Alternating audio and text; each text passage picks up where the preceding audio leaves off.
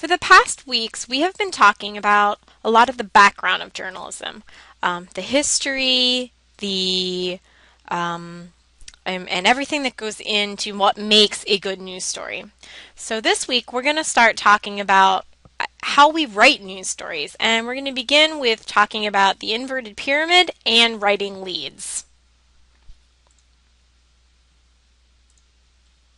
In daily newspapers, most hard news stories are written in the inverted pyramid style. And when I say hard news stories, I mean the current news, exactly what is happening today.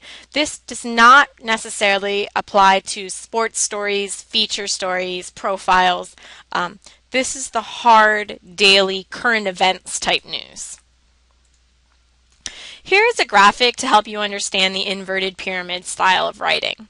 When you write using the inverted pyramid, all of your most crucial and important information must go at the beginning. So the information that your reader must have goes first. Then after that, you put any additional information that's helpful for your reader to know, but's not crucial to their understanding of what happened. And then way down at the bottom of the story, this is the information that you put in that it'd be nice if they had it, but if they don't get this information, this is okay too. One of the things that we have to remember with newspapers is that most people don't read a newspaper from front to back and read every word in between. They read a story, they'll read maybe half, 3/4 of the story. If it doesn't pique their interest, they'll move on. So whatever information you want them to have needs to go first. And that's this inverted pyramid style. The most important information goes first, the least important information goes last. A little bit of history on the inverted pyramid. Newspapers still use this principle today, but where did it come from? Well, many historians say that the inverted pyramid was invented by the 19th century wartime reporters who sent their stories by telegraph. Telegraph was not always the most reliable way to send stories, but it was the quickest way to get your story from the front lines of the war back to your newspaper. These reporters wanted the most crucial information to get through first, just in case the transmission was interrupted. A lot of times the opposing side would cut telegraph lines, meaning that so that information could not be easily transmitted.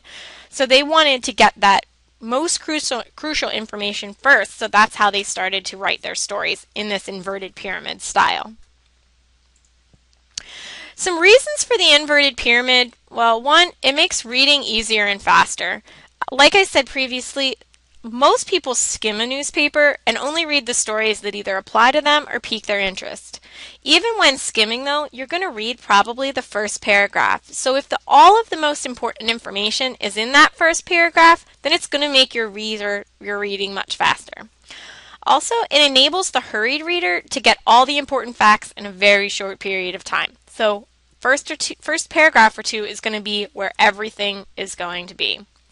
It also satisfies your curiosity in a logical way, and it makes page makeup easier, and it makes the work of the editor easier. And what I mean by these is, whenever it comes to producing a paper, you only have so much space. You can't just add pages or add columns or you have a paper makeup.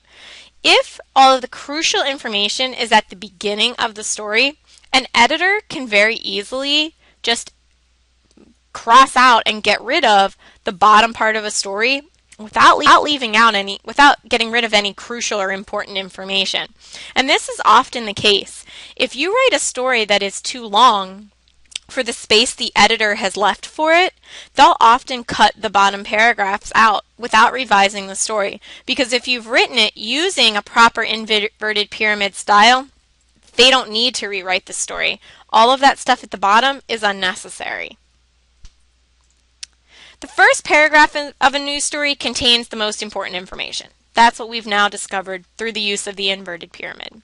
This is called the summary lead because it summarizes the most important facts about the story.